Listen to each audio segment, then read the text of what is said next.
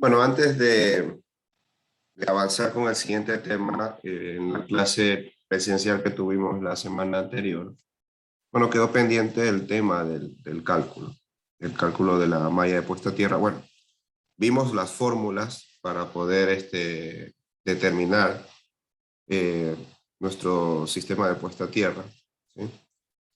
Eh, Sin embargo, pues actualmente pues existe un sinnúmero de programas y de archivos en Excel que permiten hacer esto, ¿no? Obviamente para simplificar todo el proceso de utilizar las fórmulas que ya conocemos, ¿no? El concepto básico del sistema de puesta a tierra es obtener una resistencia equivalente a partir de los diferentes elementos que se utilizan para el diseño de este sistema de puesta a tierra, ¿no? La resistencia de la propia varilla, la resistencia de la malla con cables y la unión de estos dos sistemas, ¿no? Entonces todo esto al final se obtiene un valor de resistencia de malla, ¿sí? Y como lo mencioné ese día en clase, la resistencia de malla no toma en cuenta eh, los tratamientos químicos que se hagan sobre el terreno, ¿sí? Eh, la resistencia parte de la propia resistividad de suelo y luego pues de los componentes, tanto de la cantidad de varillas, la profundidad de las mismas, la distancia de conductor y de la propia área de la malla, ¿no?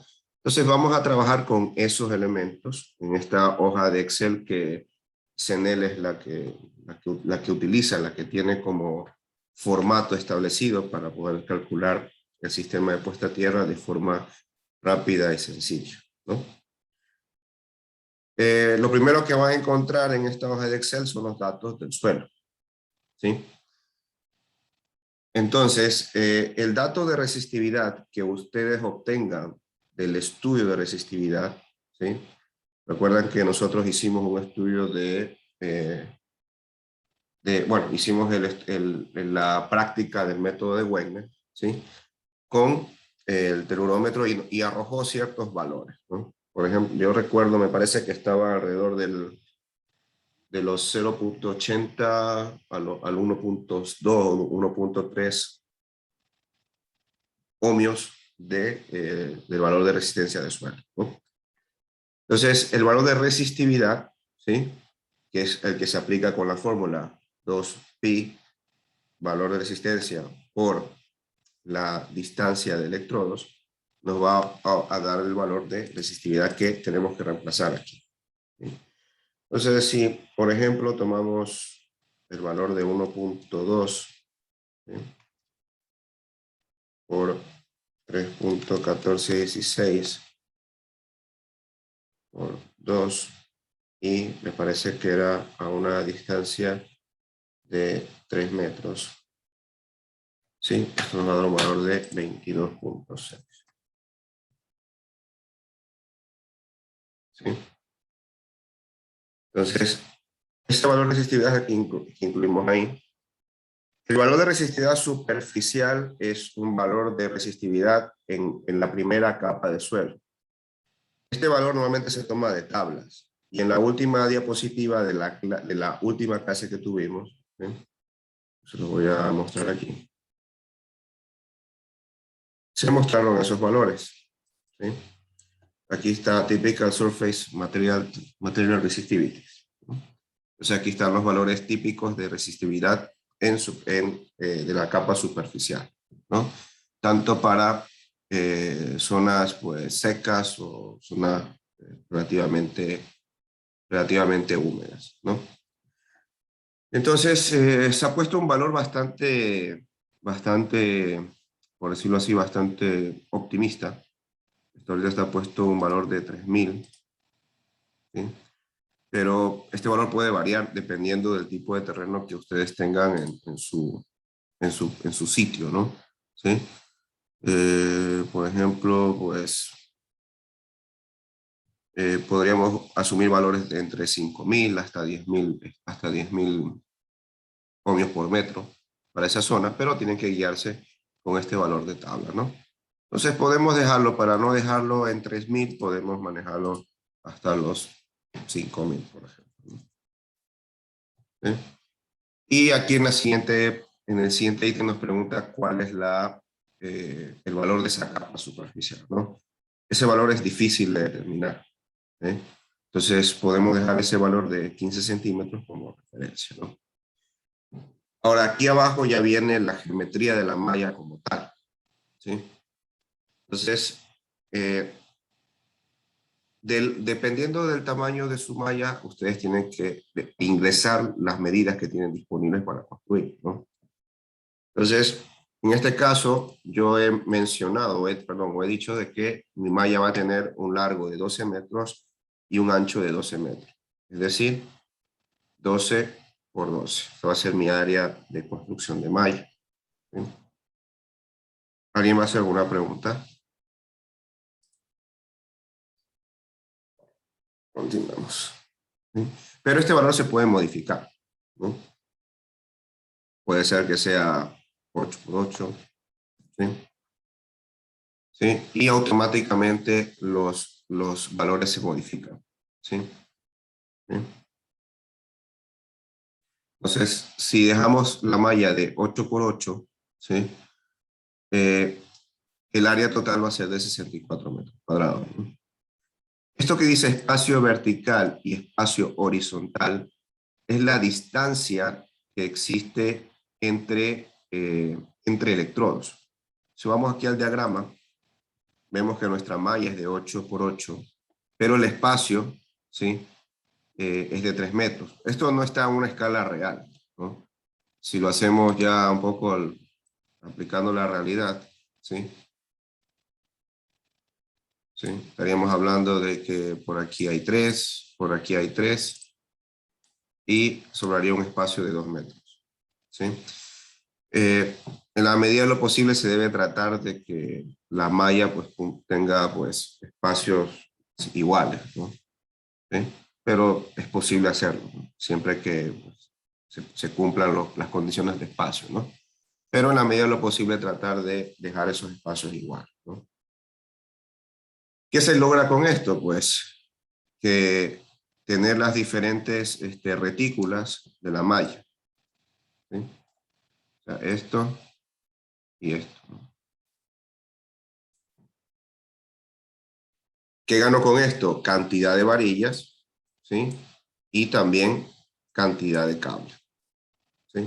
De tal manera pues que tengo más superficie para poder disipar las corrientes de falla que se producen en el sistema eléctrico, ¿no? ¿Hasta ahí alguna pregunta?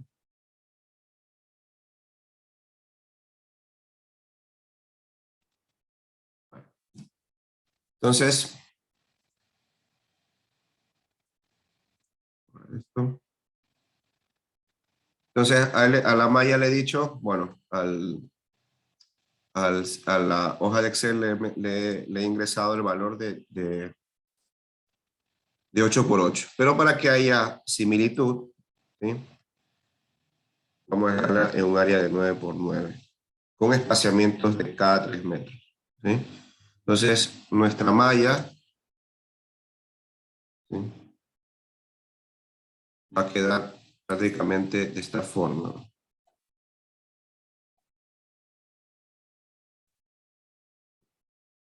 ¿sí?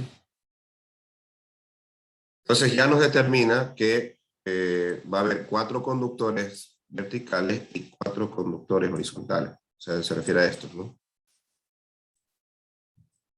Esto lo puedes modificar eh, en función de sus necesidades, ¿sí? Al final de la hoja hay un parámetro que te dice que si el valor de la malla cumple dentro de lo acordado, ¿no? ¿Sí? Y aquí vemos también la longitud total de nuestra malla, ¿no? Aquí es importante otro valor que es la cantidad de varillas, ¿sí? Ustedes pueden modificar este valor, ¿sí? Pueden dejar cero si es que no van a utilizar varillas. Por ejemplo, yo puedo poner cero aquí, ¿sí? Y aún así mi diseño de malla cumple, ¿sí? ¿Por qué? Porque tengo un buen valor de ohmios por metro, ¿sí? Entonces, si yo, por ejemplo, aumento el valor de resistividad, ¿sí? Ya la malla no cumple, ¿sí? Entonces, necesito, por ejemplo, poner varilla. Vamos a ver si de pronto con unas, tal vez con tres, no sé, cuatro, con unas 16 varillas pueda cumplir. No sabemos, ¿sí? Aún no cumple, ¿sí? Tal vez hacer la malla más grande, veamos, 18, 18, ¿sí? O sea, todo va de la mano, ¿sí? Si mi valor de resistencia de suelo es muy alto, pues tengo que hacer la malla más grande, incrementar el número de varillas e incluso poder incrementar la profundidad de la misma, ¿no? Entonces vamos a continuar con los valores que teníamos originalmente.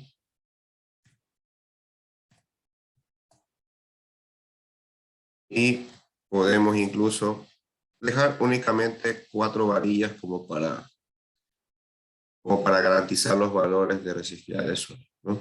¿Sí? Vemos que hasta ahora pues la malla cumple perfectamente, ¿no?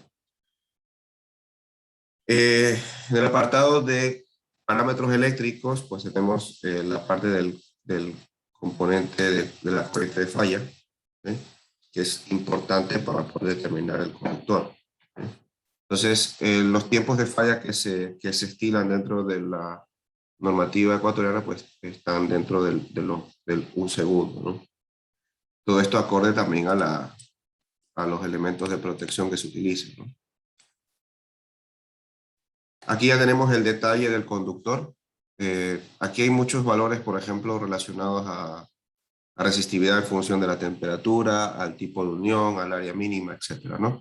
Entonces, como la normativa de CENER nos exige que la puesta a tierra debe ir construida con cable de cobre, entonces vamos a coger el material, en este caso el tipo de cobre, y vamos a trabajar con la mínima sección, que sería en este caso 2,0, ¿sí? Entonces, eso en cuanto al conductor. Aquí ven otro parámetro importante que se llama factor de paso y factor de toque. Estos están relacionados con los voltajes de paso y los voltajes de toque, ¿sí? Vamos a verlo en una diapositiva sencilla. Voy a explicar brevemente. Esto igual lo tuvieron que haber visto de pronto en sistemas de distribución o en subestaciones, ¿sí?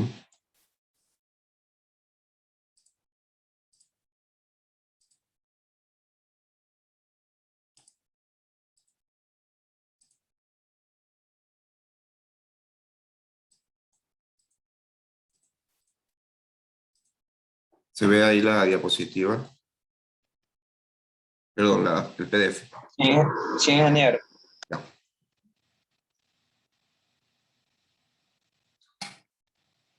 Hay dos parámetros que se evalúan, que están relacionados a la protección de las personas, ¿sí? Y que es básicamente la tensión de contacto o la tensión de paso, ¿sí? Una corriente de falla, ¿sí? Como lo ven en la imagen, puede inducir corriente primero sobre la estructura metálica o sobre el suelo. Y esas corrientes que circulan de la estructura al suelo pueden generar voltajes, ¿sí? Pueden inducir voltajes que pueden ser perjudiciales para la persona. Recuerden que si tenemos tensión dentro de nuestro cuerpo, pues vamos a sufrir una circulación de corriente a través de él, ¿sí? Entonces, hay dos parámetros que se evalúan eh, para garantizar que nuestro sistema de puesta a tierra pues, eh, podrá conducir la corriente de forma segura y no se producirán esas tensiones sobre, o bien sea una persona tocando una estructura o una persona caminando con pasos que estén alrededor del metro, ¿no? Básicamente esa es la definición de tensión de contacto y la tensión de paso. La tensión de contacto es la que se da cuando una persona está en contacto con una parte metálica, ¿sí? Y que se produzca una tensión entre esa persona y el suelo. Por otra parte, la tensión de paso es la tensión que se produce entre las dos piernas de una persona que está caminando, pero que no tiene contacto con ninguna parte metálica, ¿no? Entonces, estos valores de tensión se definen a través de fórmulas, no las vamos a explorar en estos momentos, ¿sí? Pero establecen los límites que estaría, en los cuales está permitido y que no podrían producir corrientes que puedan ser perjudiciales para la integridad de las personas, ¿no? Esa es un poco la definición de este tipo de, de variables, ¿no?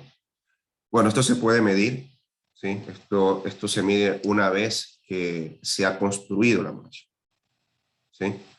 Entonces, esta hoja de Excel ya nos da el valor aproximado en base a los parámetros que le hemos dicho, pero pueden ser comprobados a través de telurómetro, ¿sí?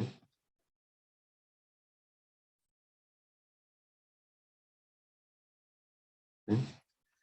Por ejemplo, tenemos que el estándar IEEE 80, que es el que pues, regula toda la parte de sistemas de puesta a tierra, establece que el potencial de tierra pues, no debe ser menor a 130 voltios pues, por razones de seguridad, ¿no? Ahora, la tensión de paso, no sé si me salté la tensión de toque.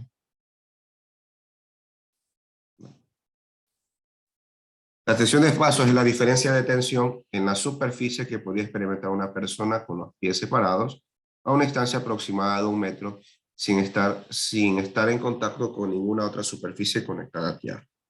Eso es lo que estamos viendo aquí, ¿no? Entonces, estamos viendo un posible evento de falla, en este caso, pues, a través del brazo grúa que está acá, ¿no? Entonces, esa posible corriente de fuga, ¿sí? Va a establecer una tensión de paso. Lo que se trata de hacer es que esa tensión de paso sea lo más baja posible para evitar de que exista una corriente que pueda ser perjudicial para la persona, ¿no? Nos dice que los umbrales permitidos de tensión de paso pueden ser más altos que los de tensión de contacto. Bueno, este es un poco el procedimiento, ¿sí? El procedimiento de medida, hay un procedimiento de medida para poder establecer la tensión de paso, donde pues a través de un telurómetro con 3 electrodos y un conector hacia la parte metálica donde está el transformador, ¿sí? Se puede establecer esa tensión de paso para saber pues si está dentro de lo permitido, ¿no? La tensión de contacto, que es la más peligrosa, ¿sí? Y es la diferencia de tensión que se produce entre una superficie y una persona mientras esa persona toca una estructura que esté, pues, una estructura que esté conectada a tierra, ¿no? Entonces, en el caso de este dibujo, por ejemplo, ¿sí? Aquí la tensión, ¿sí? La tensión de contacto produce una corriente que, pues, pasa directamente por el corazón, y si vieran ustedes seguridad industrial, podrán saber que ese es el camino más peligroso para que ocurra el peor de los eventos, una fibrilación ventricular, porque podría incluso matar directamente a una persona, ¿no? ¿Sí?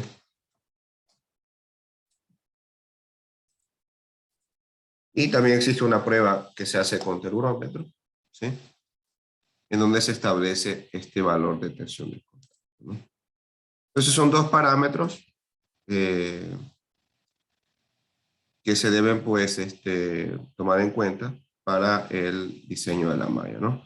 Aquí lo único que tienen que seleccionar es el peso de la persona. Normalmente pues manejamos pesos de 50 kilos. También es posible hacerlo a través de personas de 70 kilos, pero con 50 kilos es más que suficiente, ¿no? Entonces, vemos acá, ¿sí? Por ejemplo, los valores de paso, ¿sí? Y los valores de voltaje de paso, perdón, que está en 330 voltios, ¿sí? El voltaje de paso máximo es una fórmula que también se calcula. Este sería el voltaje máximo que estaría permitido, pero nuestra malla pues da este valor que está aquí, ¿no? Entonces, lo mismo con el voltaje de acá. Este sería el valor máximo, este sería el valor, incluso es un valor negativo, ¿no? Tenemos aquí el valor de resistencia de malla que hemos obtenido, un valor de 1.28 ohms, es un valor bastante bueno, ¿sí? Y el valor de corriente de falla, ¿no? Cuando la malla está dentro de los parámetros normales, pues nos dice aquí pues, que el diseño cumple la norma, ¿no? Entonces, la malla se puede ver afectada por un sinnúmero de cosas, ¿no? Longitud de cables, ya lo vimos, número de varillas, el valor de resistividad. O sea, todos esos parámetros juegan para que el valor de resistencia de malla varíe, ¿sí? Entonces, ustedes, por ejemplo, puede darse el caso que estén trabajando con esta hoja y el cálculo final no les resulte. Entonces tienen que ir modificando, o sea, modificar, si es posible, modificar el área de terreno, si pueden hacer la malla más grande. Eso contribuiría a que la longitud de la malla pues, se incremente.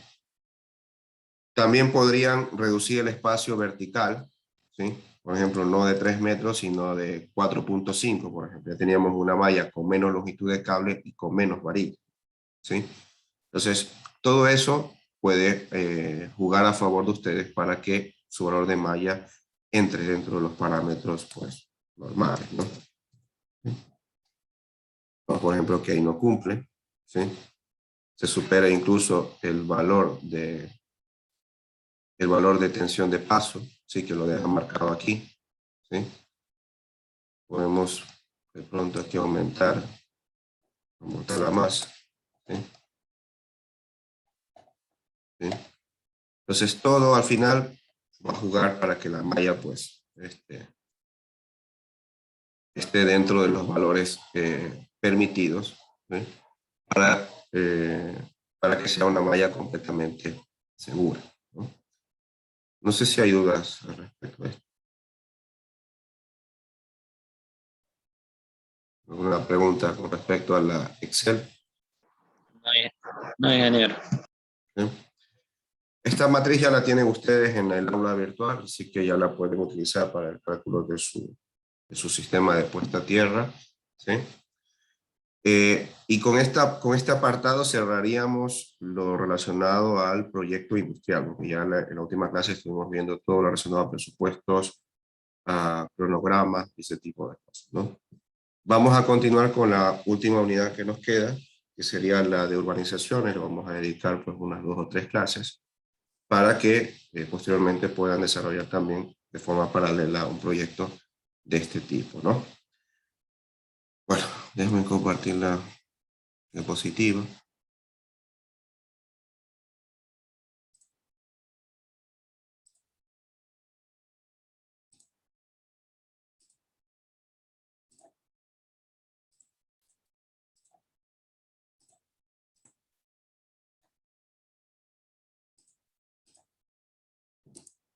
Se ve la diapositiva. Sí, ingeniero. A ver, dejamos a un lado los proyectos industriales, proyectos que tienen pues unas características particulares. Para pasar a otro tipo de proyectos que se les puede presentar en algún momento en su vida profesional, que son los proyectos eléctricos para la parte de urbanizaciones y lotización, ¿no? Que son áreas de terreno que se destinan para la construcción de viviendas o para la venta únicamente de terrenos para posteriormente construir viviendas, ¿no? Estos proyectos pues son generalmente de carácter privado, ¿sí? Donde hay una inmobiliaria que es la que realiza pues toda la inversión, ¿sí? Y como parte del proceso de aprobación del permiso de construcción que exigen los municipios, pues un componente de ellos es el proyecto eléctrico, ¿sí? Diferencias sustantivas que hay entre un proyecto industrial y una urbanización, pues sí que hay diferencias, sobre todo de cálculo, pero la estructura del proyecto eléctrico, o sea, del documento que hay que presentar a la empresa eléctrica, se mantiene, o sea, se mantiene con las 10 secciones que tiene el proyecto eléctrico, ¿no? Seguirán teniendo que hacer una sección 1 de antecedentes, una sección 2 de cálculo de demanda, una sección 3 de puesta en tierra, una sección 4 de red de medio voltaje, entre otros, ¿sí? Obviamente lo que va a cambiar es la forma de calcular, ¿sí? En un proyecto industrial nosotros manejábamos un solo transformador, ¿sí? O puede haber variantes en donde, pues, por razones de necesidad de tensiones diferentes, pues se requiera otro transformador. Pero en el caso de urbanizaciones, el método tradicional de diseño implica utilizar varios transformadores repartidos en diferentes sitios de la urbanización. Esos sitios se obtienen por cálculo, ¿sí? No se obtienen porque pues, me pareció que debe ir aquí, porque aquí va más bonito. No. Al final recuerden que un transformador tiene que servir a diferentes usuarios, ¿sí? No solo desde el punto de vista de la potencia, de que el transformador tenga la capacidad suficiente para poder atender la demanda instantánea de los usuarios, sino en términos de calidad. Es decir, que desde el primero al último usuario, ¿sí? El servicio, desde el punto de vista de la calidad, sea el mejor y el que esté dentro de las normas, ¿no? Entonces vamos hoy día a dedicar parte de la clase a hablar de eso, ¿no? Hablar de los antecedentes de urbanizaciones, qué criterios debemos tomar en cuenta, qué consideraciones en cuanto a la estimación de demanda, etcétera, etcétera, etcétera, ¿no? Entonces, no sé si de pronto hay alguien que tenga un comentario antes de empezar con esto de urbanización.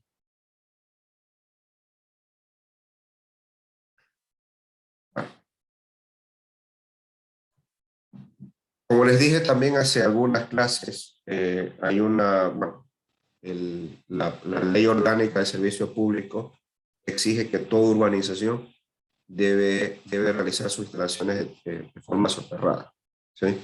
Solo hay una excepción siempre que las viviendas que se vayan a construir sean de interés social, ¿sí? Y las viviendas de interés social tienen un valor económico limitado, ¿sí? En urbanizaciones, por ejemplo, aquí en la ciudad hay casas tranquilamente que pueden costar $200,000, ¿no? Pero esas viviendas no entran dentro de una vivienda de interés social. Las viviendas de interés social entran dentro de los rangos, me parece que es hasta los 50 o $60,000, y es el MIDUBI quien les da esa certificación a la urbanización, luego de haber presentado pues toda la información pertinente, y con ese certificado de vivienda de carácter social, se puede hacer una variante de presentar el proyecto en forma aérea, ¿sí? Con postería, con red aérea en medio voltaje desnuda y con red de baja preensamblada, ¿sí? Si en los terrenos o las viviendas no tienen ese espíritu de interés social, pues simplemente habrá que presentarlo soterrado, ¿sí? No hay forma de discutir eso ni de refutarlo, ¿no? Eso tiene que hacerse sí o sí. Bueno, ¿qué consideraciones generales tenemos que tomar en cuenta? Importante, lo primero, antes de diseñar una organización, es saber cuántas viviendas vas a tener. Eso es lo primero. También conocer el tipo de vivienda. El tipo de vivienda, y esto va de la mano con el tipo de usuario. Ya vamos a hablar de eso más adelante.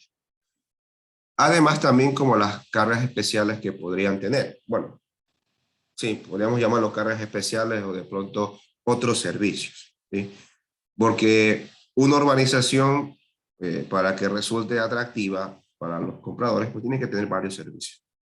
Bueno, normalmente el servicio más común es el área comunal, en donde pues hay pequeño espacio de reuniones, hay una piscina o hay canchas, ¿sí? Normalmente y como mínimo, una de estas áreas hay en una urbanización. Hay urbanizaciones que, por ejemplo, urbanizaciones más grandes, aquí como Manta Beach, o por ejemplo Montecristi Golf Club, tienen más de una área social, ¿sí? Entonces, esa información ustedes la deben tener porque al final cada área social representa un incremento a la demanda que deben tomarlo en cuenta para los cálculos. El alumbrado público también, pues eso es de cajón, también es entera responsabilidad de la, del diseñador y del propietario, del promotor inmobiliario, ¿no? Entonces, además de las cargas de la cantidad de viviendas, deben conocer ustedes la carga tipo de vivienda y los otros proyectos, los otros servicios que puede ofrecer la organización. Porque cada cosa va a generar su propia demanda y al final tiene que ser contabilizada para poder determinar la demanda del transformador o los transformadores que se vayan a instalar en el sitio, ¿sí? Esto ya lo vimos, lo del soterramiento. Tercero, se debe tener claro el diseño de la urbanización, porque de eso va a depender la ubicación de los transformadores y el trazado de las líneas de medio y bajo voltaje. Urbanizaciones hay con diseños variados, ¿sí? No sé si les voy a mostrar aquí en un momento.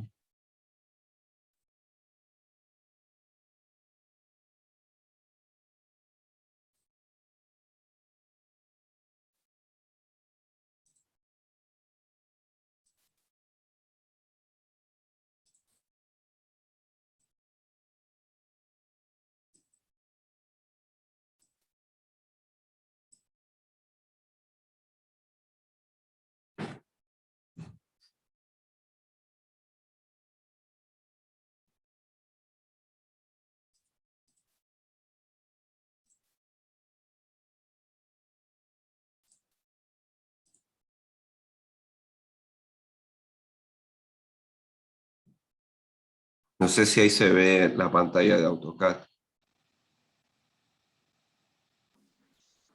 Sí, ingeniero, sí se Ya. aprecia. Bueno, sí, esperemos que cargue porque no está cargando, claro. Bueno.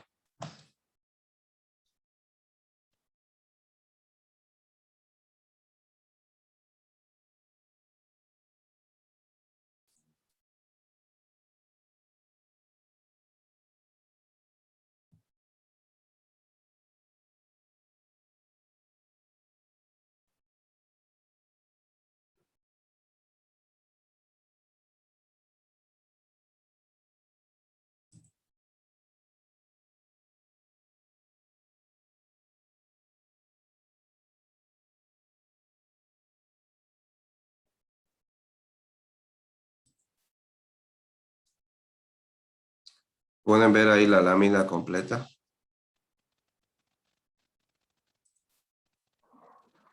Sí, ahí se ve, pero se ve pequeño. Ya. Bueno, esta es una organización, este es un proyecto que se presentó hace ya como 6 años.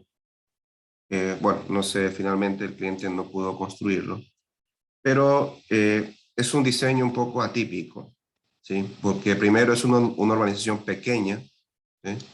Si se fijan, pues hay muy pocos lotes, 2, 4, 6, 8, 9, 10, 11, 12, 13, 14, 15, 16, 18, 20, 22, 24 lotes, ¿sí? Normalmente en la ciudad podríamos decir que las mansiones están dentro de los 80 hasta los 200 y pico de lotes, ¿no? Entonces es una organización pequeñita, es un proyecto pequeño, ¿sí? Sin embargo, más allá de la cantidad de lotes o del tamaño, pues sigue siendo un proyecto de urbanización y hay que tratarlo como tal, ¿no? Entonces, es una configuración atípica. Tenemos una sola calle aquí, ¿no? Donde tenemos acceso a los diferentes lotes, tanto en los laterales, en la parte lateral, como en la parte central, ¿sí? Esta urbanización, de acuerdo a los planos que se nos facilitó, pues aparte de los lotes, pues tiene tiene un área comercial, ¿sí? Donde hay una tienda, hay un área de la propia administración de la urbanización, ¿sí? Servicios, pues, servicios higiénicos, garita de guardia, ¿sí? Y además, pues, el área comunal, ¿no? El área social, ¿sí? Muy aparte del otro, en donde, pues, está la piscina y una pequeña canchita de básquet, ¿no? ¿Sí? Entonces, para estos 24 lotes, eh, debemos hacer un diseño, ¿sí? Y todo debe partir de un diseño preliminar, ¿sí? Lo primero que debemos hacer es reconocer la línea de media tensión más cercana, que dada la casualidad, pasaba al frente. Pasaba al frente de la urbanización, entonces fue algo sencillo de hacer. La acometida principal ingresaría directamente desde el arranque en forma soterrada, ¿sí? Porque simplemente era cruzar la calle y ya estaba, ¿no? Entonces, para no dañar la fachada de la urbanización, se decidió no poner aquí postería, ¿sí? Y entrar directamente con una red soterrada, ¿sí? A eso fue lo que se llegó en esa ocasión, ¿no? Cada quien puede tener un criterio distinto, ¿no? Este es mi criterio de diseño personal, que obviamente fue socializado con los promotores inmobiliarios, ¿no? De ahí el segundo punto es poder determinar la cantidad de transformadores, ¿sí? Y aquí no solo juega el tema de abastecer la propia demanda, porque dada la poca cantidad de lotes, yo pudiera haber puesto un solo transformador para poder abarcar toda la urbanización, ¿sí? A favor de capacidad, pues, mucho mayor a la que está contemplada aquí. Pero tienen que tomar en cuenta otra cosa, ¿sí? Un transformador les da ventajas, que bueno, es una sola instalación, un solo punto de medio voltaje que llega al sitio, ¿sí? Pero el problema, ¿sí? El problema radica en dos cosas. Primero, tienen que tener cuidado con la caída de tensión. Si yo ubico un transformador, tengo que garantizar que el último cliente, perdón, el último usuario de ese transformador, o sea, me refiero a distancia, tenga niveles de voltaje que estén dentro de la calidad o iguales que el primer usuario, o el usuario que está más cerca al transformador, ¿no? Esa es una evaluación de caída de voltaje que la vamos a ver en la próxima clase, ¿sí? Y otro criterio todavía aún más importante es el hecho de la comodidad, ¿sí? ¿Qué pasa si el transformador se avería o tengo que hacer alguna tarea de mantenimiento, ¿sí? Llámese limpieza, ajuste, yo qué sé, etcétera. Estoy obligado a desconectar el transformador y dejar sin servicio a toda la urbanización, ¿sí? En cambio, cuando incremento el número de transformadores, eh, el estudio de caída de tensión, o la caída de tensión en usuarios más distantes puede ser la menor posible, y además de que si quiero hacer trabajos de mantenimiento, solo secciono el transformador que corresponde, se quedarán menos viviendas sin energía, pero el resto sí la va a tener. Entonces, es una cuestión de comodidad. En el proyecto que les mencioné anteriormente, bueno, que habíamos visto en otra clase, ese proyecto solo tiene un transformador, pero porque utilizaba una tecnología en baja tensión que reduce considerablemente la caída de tensión, ¿sí? Sin embargo, los diseños que vamos a aplicar ahora no son aplicando esa tecnología, sino el diseño con conductores tradicionales, ¿sí? Vamos a ver si de pronto la próxima semana puedo prepararles algún material sobre el tema de blindo barras, que se llama este material, con el que pueden hacer ustedes diseños no solo de baja, sino de media tensión, para que no usen conductor eléctrico, ¿sí? Y también pues su nivel de pérdida sea menor que cuando utilicen conductores eléctricos tradicionales, ¿no? ¿Preguntas hasta ahí? ¿Dudas?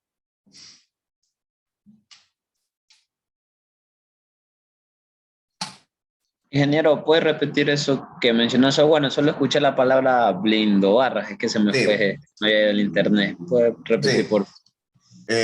Normalmente cuando uno hace un diseño de urbanización, voy a ver si puedo poner la cámara. Un momento.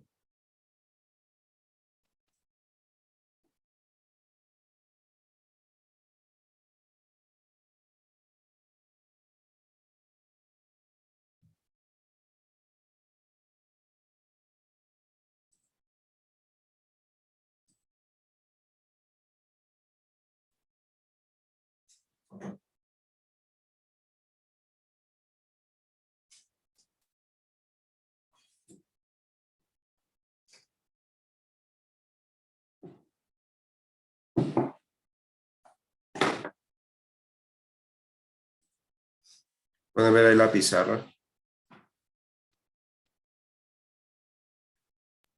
No, no sale nada. Bueno, ahí sí. ¿Se ve? Bueno, a ver. Si yo tengo una urbanización donde haya, por ejemplo, 4 manzanas,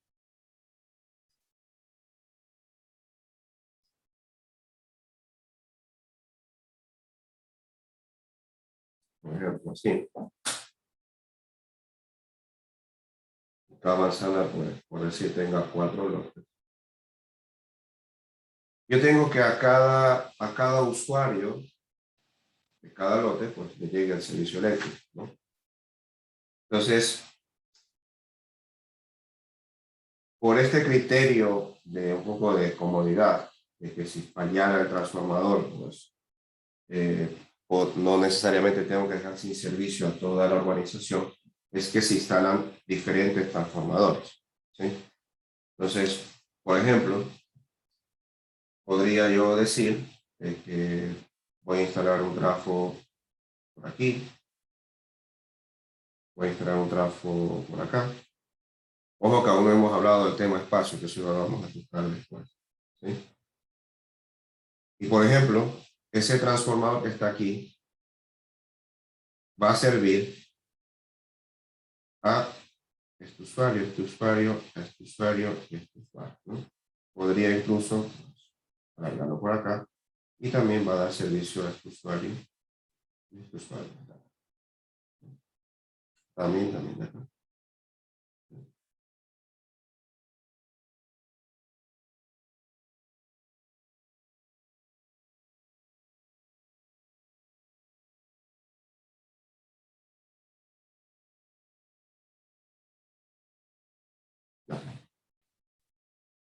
Entonces, como vamos a utilizar un conductor eléctrico para hacer todo el proceso de transmisión de energía desde este punto hasta este punto, ¿sí?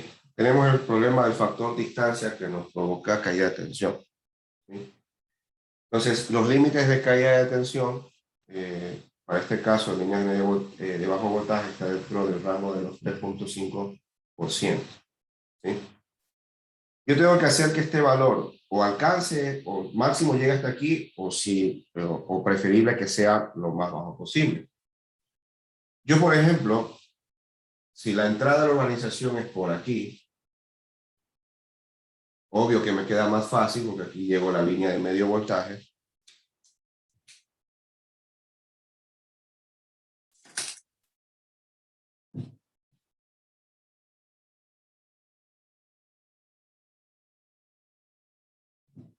Y de esta forma conecto los transformadores, ¿sí?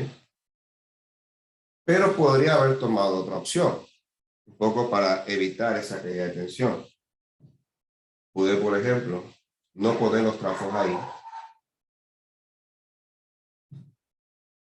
Los pude haber puesto aquí. Entonces mi línea de media tensión entra por aquí, continúa hasta acá, y a partir de aquí reparte. ¿Qué consigo con esto? Reducir la distancia hasta el máximo, hasta el punto más lejano, ¿sí?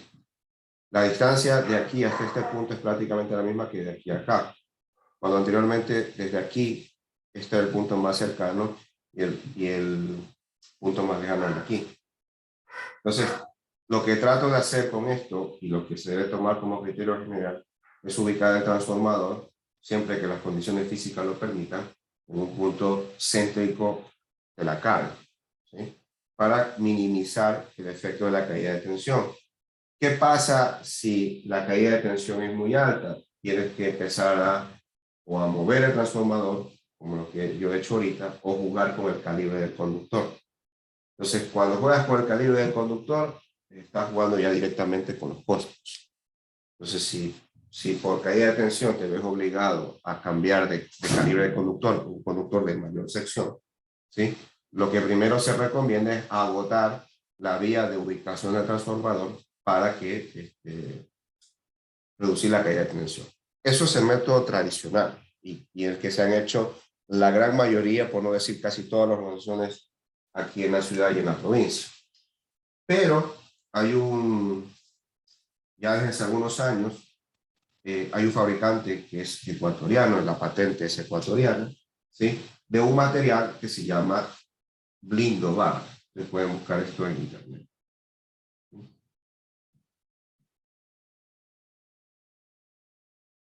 La blindobarra no es un material nuevo, o sea, es un material que ya se ha venido utilizando en otros países y como su propio nombre lo indica, es un sistema de barras o de barraje blindado, ¿sí?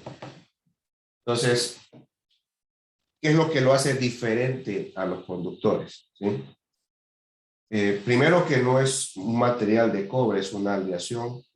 Bueno, cuando conversé con los fabricantes, lo único que me supieron decir que es una aleación pues, secreta, ¿sí? Pero no es cobre, es una aleación basada en aluminio, que reduce drásticamente la caída de tensión y ¿sí?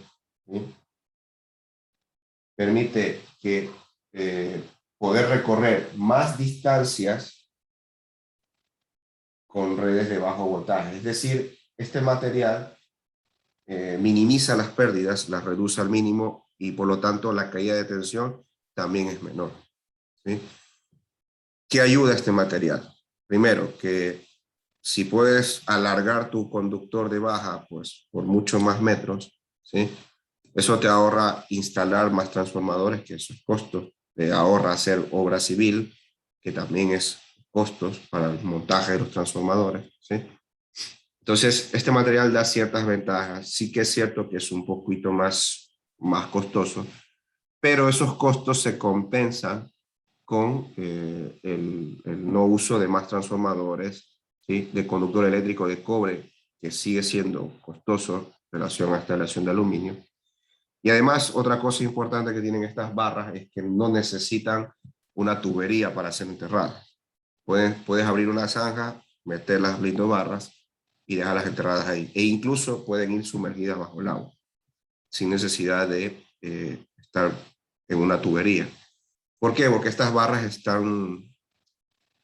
son varias barras que están contenidas en un sello plástico, ¿sí?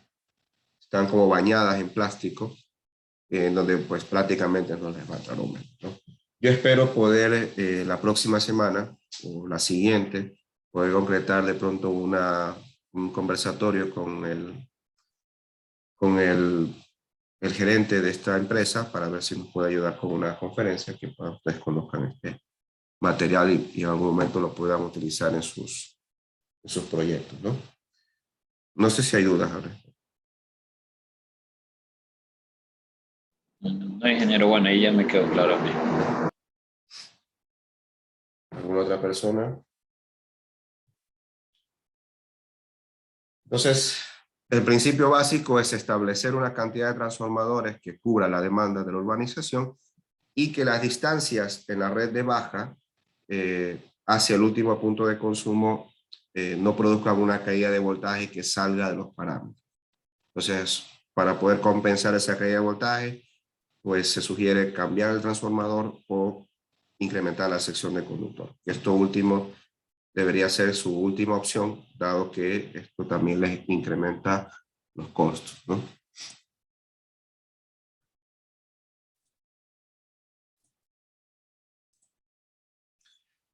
¿Qué más tenemos? Se debe tener claro el diseño de la urbanización, eso es lo que acabamos de hablar hace un momento, porque de eso dependerá la ubicación de los transformadores y el trazado de las líneas de medio y bajo voltaje, ¿no?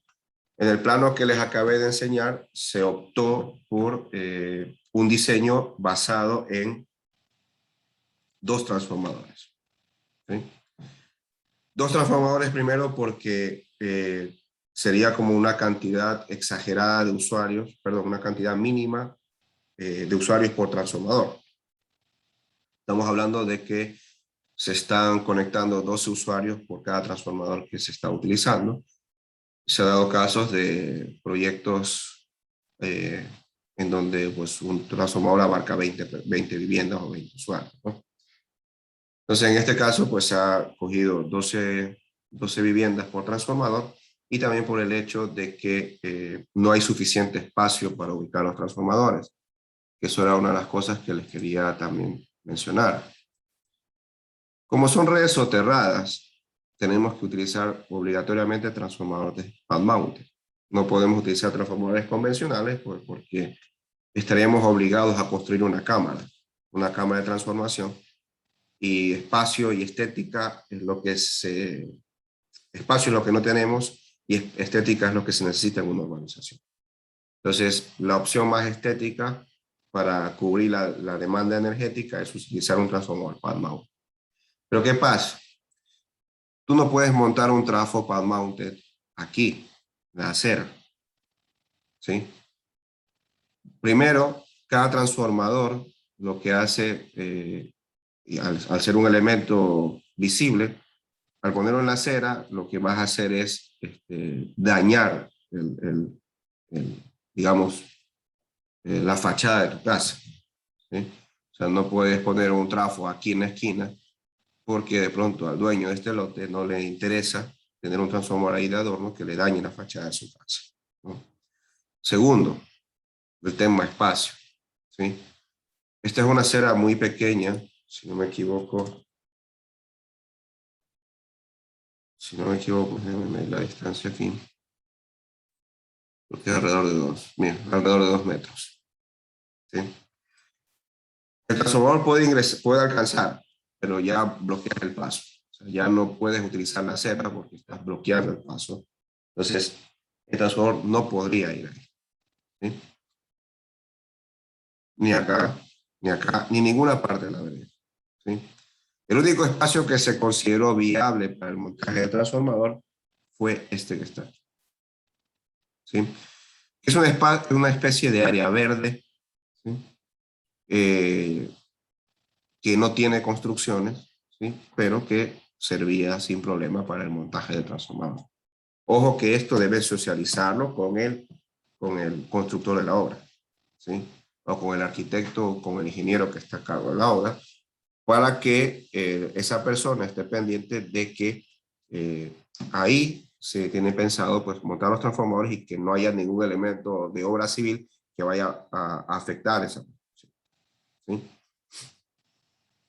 Entonces, esto que ven aquí es la red de medio voltaje, ¿sí? Soterrada desde la transición hasta la ubicación de los transformadores. Es decir, la red de medio voltaje llegó hasta acá, ¿sí? ¿Preguntas hasta ahí? ¿Algún comentario?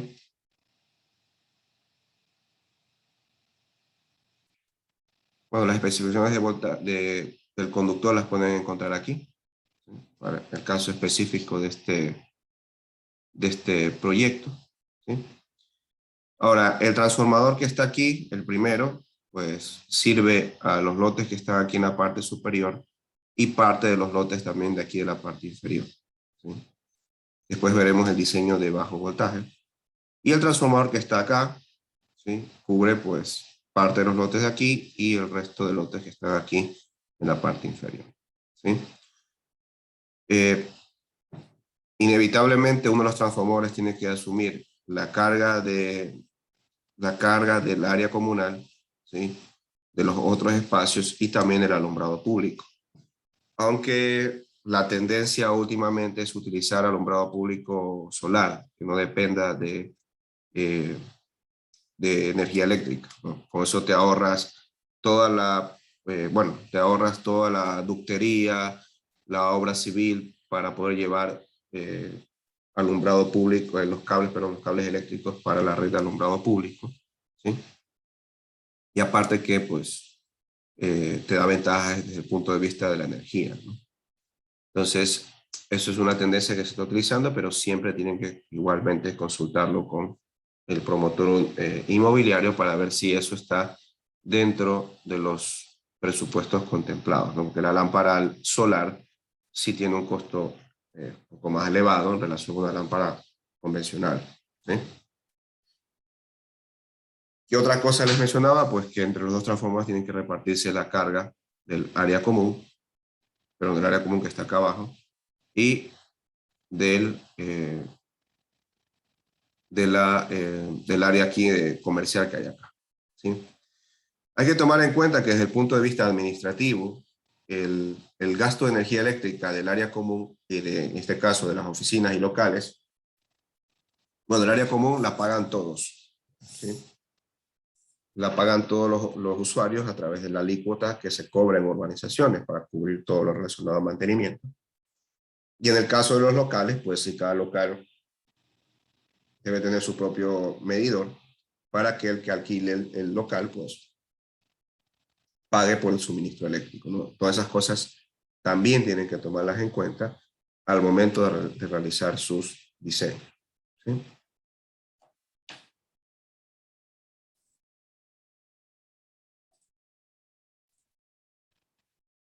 Los proyectos de urbanización requieren de un estudio luminotécnico para garantizar los niveles de luminancia del alumbrado público proyectado a instalar, ¿sí?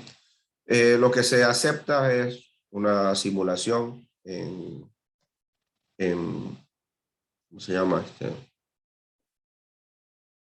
este programa? Dialux. Hay varios programas de iluminación, pero el más común pues es Dialux, ¿no? Entonces, hacer una simulación de la vía con el espaciamiento de las luminarias, ¿sí? Con la luminaria que tienen pensado adquirir, ¿sí? Y ajustar la luminaria a la altura o el largo del brazo para que los valores de luxes sobre el suelo, ¿sí? Estén acordes a la normativa. No recuerdo en este momento el número de la normativa, pero los valores tienen que acogerse, los valores obtenidos en la simulación deben estar dentro de los valores normales que permiten la propia regulación, ¿sí? Y dentro de los planos requeridos, pues se encuentran trazado línea de medio y bajo voltaje, acometidas, ubicación de transformadores, alumbrado público, etc. ¿Sí? Esto es como los detalles de planos que se deben incluir en la carpeta del proyecto eléctrico. ¿Dudas hasta ahí?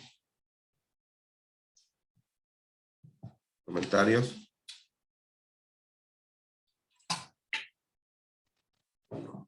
Sigamos. Bueno, ya hemos visto de forma general cómo hacer el diseño preliminar de la urbanización, ¿no? Establecer primero el número de lotes, luego buscar nuestro punto de conexión a partir de donde saldrá nuestra derivación en medio voltaje, localizar el punto donde vamos a instalar nuestros transformadores. Pues ahora tenemos que empezar un poco a poder determinar la demanda, ¿sí? A diferencia del proyecto industrial, ¿sí? Nosotros definíamos la cantidad, la demanda de diseño a partir de una demanda máxima unitaria, donde con un detalle de las diferentes cargas y aplicábamos factor de frecuencia de uso y factor de simultaneidad, obteníamos pues la demanda de diseño y por consiguiente obteníamos la potencia del transformador, ¿sí? En el caso de urbanizaciones tenemos que acogernos primeramente a la tabla que tenemos en la presentación, que esta es una tabla extraída de la normativa de redes de distribución de la empresa de empresa CENEL, sí, es una tabla que aún sigue siendo válida, y nos permite establecer el tipo de usuario. Si ustedes recuerdan, en el Excel, para poder calcular la demanda, en la parte inferior, ¿sí? Hay un ítem para poder escoger el tipo de usuario, ¿sí? Y esa clasificación aún no ha cambiado, ¿sí? Lo que sí ha cambiado un poco es qué tipo de usuarios normalmente se manejan en nuestro entorno, ¿sí? Entonces vemos que hay 4 tipos de usuarios separados o diferenciados por letras, ¿sí? Usuario A, usuario B, usuario C, usuario D. Ya actualmente no se estila mucho usar el usuario tipo D, ¿sí? Muchas de las organizaciones que se hacen actualmente pues parten desde usuarios tipo C. ¿Cuál es la diferencia? La demanda máxima unitaria, ¿sí?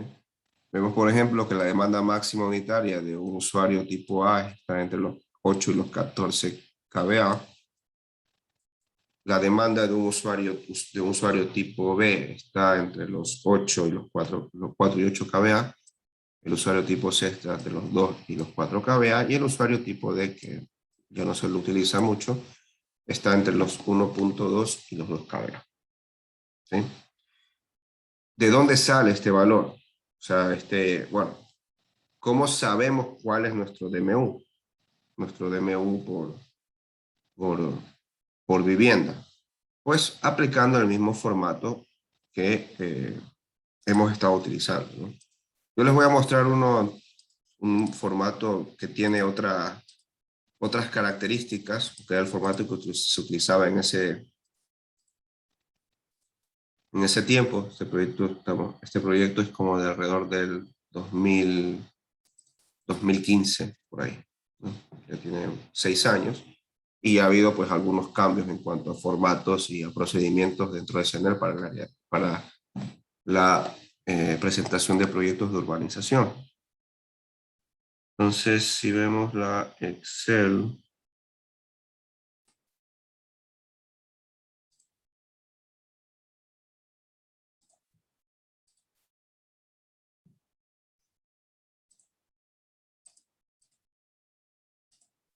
no sé si se ve ahí.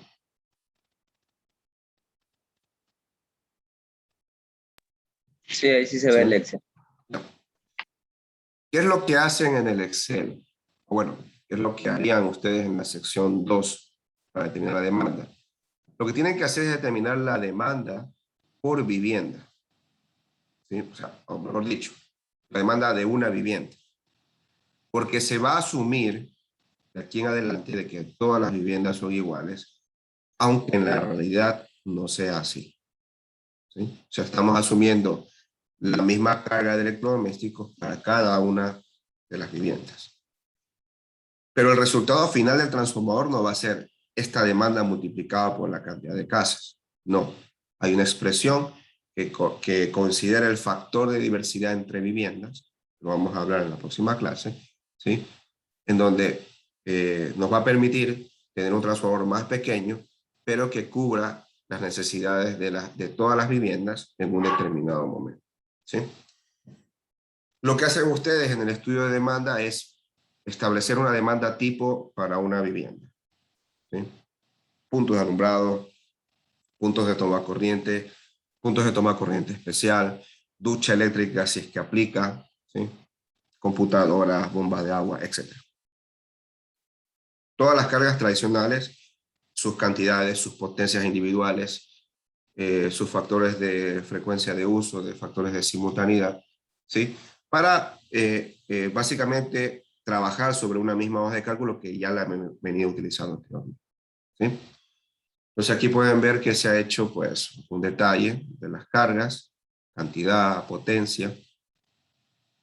Lo que les recomiendo, por ejemplo, es que vayan al código NEC, al código NEC de construcción de Ecuador, específicamente hablando del tema de instalaciones eléctricas, y pueden encontrar los valores de potencia actuales para ciertos electrodomésticos, ¿no? Se les puede servir para poner esa información ahí. Como resultado de esta hoja, ¿sí? Lo que vamos a obtener es una demanda de diseño y al final una capacidad de transformador. Para el caso de este transformador 1, que se lo ha denominado CT1, ¿sí? La demanda de diseño solo de las viviendas, tomando en cuenta 13 viviendas, aquí pueden ver también que ya el número de usuarios hay que ponerlo. En el cálculo de demanda que hacíamos solo poníamos un usuario, ¿sí? Aquí ya ponemos el número de usuarios, es decir, 13 viviendas se van a conectar a ese transformador CT-1, ¿sí? Pero además de esas 13 viviendas, ¿sí? Lo que se va a conectar también a ese transformador son las cargas especiales, es decir, el área de comercio y locales que está a la entrada de la urbanización y el área, la garita de guardianía, ¿sí? Entonces, esos dos valores, ¿sí? Con esos dos valores, perdón, con esos tres sería la carga de las viviendas, el alumbrado público y las cargas especiales, ¿sí? Aplicando una fórmula que la vamos a ver después, podemos calcular, ¿sí? La demanda requerida y obviamente a partir de esa demanda requerida, lo que vamos a hacer es determinar el transformador o el modelo transformador comercial que se adapta a nuestra instalación. En este caso, la demanda requerida de acuerdo a cálculo es de 48.5 kVA, entonces tenemos que buscar un transformador comercial, ¿sí? Que se encuentre justo en ese valor o mayor, ¿sí? Entonces aquí se definió de que el transformador principal va a ser de 50 kVA monofásico, ¿sí? Se trató de mantener también esa carga, pues tampoco para incrementar los valores para no hacer más grande el transformador y tampoco hacer el servicio trifásico. Una cosa que me olvidé de mencionar es que en este proyecto, ¿sí? En particular, se utilizaron dos líneas de media tensión, ¿sí? No se hizo una transmisión, perdón, no se hizo una distribución en medio voltaje trifásica, ¿sí? Porque si sumamos las dos capacidades, ¿sí? Deberíamos tener 100 kVA. Por lo tanto, 100 kVA ya entra dentro del rango de las capacidades que deben suministrarse en voltaje trifásico. Pero se hizo una excepción aquí y se pudo conectar a través de un sistema bifásico de dos fases, ¿sí? Llevar una línea para cada uno de los transformadores. ¿Por qué no una? Porque estaríamos superando el límite técnico establecido por CENER de que un transformador monofásico máximo puede ser de 50 kVA conectado a una sola línea de media tensión, ¿sí? Entonces, este proyecto es un proyecto bifásico de media tensión, bifásico no es el término correcto, y la demanda que obtuvimos, pues es la que ustedes ven, pues, ven ahí, ¿no? Y esto sigue siendo el mismo formato que hemos estado trabajando, ¿sí? Simplemente de que está enfocado en una sola vivienda, ¿sí? O sea, a partir del número de usuarios podemos obtener el, la potencia del transformador ideal, ¿sí? ¿Preguntas hasta ahí?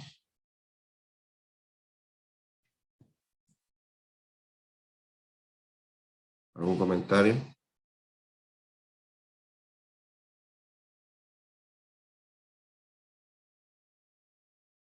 Bueno, ¿qué es lo que ven al lado también? Un valor de incremento, una tasa de incremento. ¿Se acuerdan que la hemos visto en la hoja de cálculo de demanda? Esa tasa de incremento pues tiene un rango, ¿no? Que va entre el 1.5 al 2.5% en el caso de usuarios A, usuarios B de 2.5 a 4.0, usuario C de 4 a 5.5 y el usuario D de 5.5 a 6.5. ¿Sí? Kevin tiene abierto el micrófono.